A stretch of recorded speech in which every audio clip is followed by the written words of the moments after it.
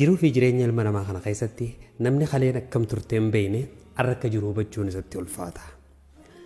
Haleerra dhaabbatteeti arraka wal qixxeeffattee boruuf karoorfatta.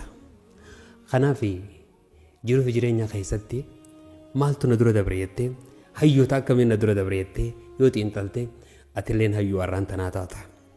Hayyuu arraan tanaa ta'uudhaaf ammoo ati tattaafachuu maaltu halee turee beekuus si barbaachisa.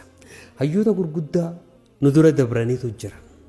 Kan arraan tana addunyaa tanarra hin jirre kan gochaa fi hojiileen isaanii addunyaa tanarra jirtu kan yoo isaan hordofne waa hedduu isaanirraa furanne qortoo bakka isaan itti dhaaban irraa nuti itti fufuu dandeenya jechuudha.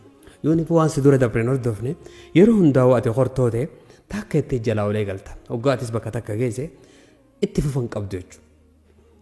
Jireenya itti fufa qabuu fi muuxannoo walirraa dhaalamaa deemu harkachuudhaaf hayyoota si dura dabree hordofuun, hayyoota si dura dabree jala deemuun, hayyoota si dura dabree maal dalage jettee bu'aa bahii inni keessa dabre san hubachuun san qofa osoo hin ta'in jechaa fi gochoota inni dalage san jala deemtee isarraa waa fudhachuun ati akka nukreela samii keessa dhukka'utti addunyaa tana keessaa ol sochochiisa jechuudha. Nama jabaa addunyaan tun qabdu irraa si taasisa jechuudha. Hayaata jiruun arraan tana jiraannu tun muuxannoolee hayyoota nu dura dabranii qorachuutti haajamti. Hayyoon nu dura dabran bifa kamiin waa furan jennee beekuutti haajamti.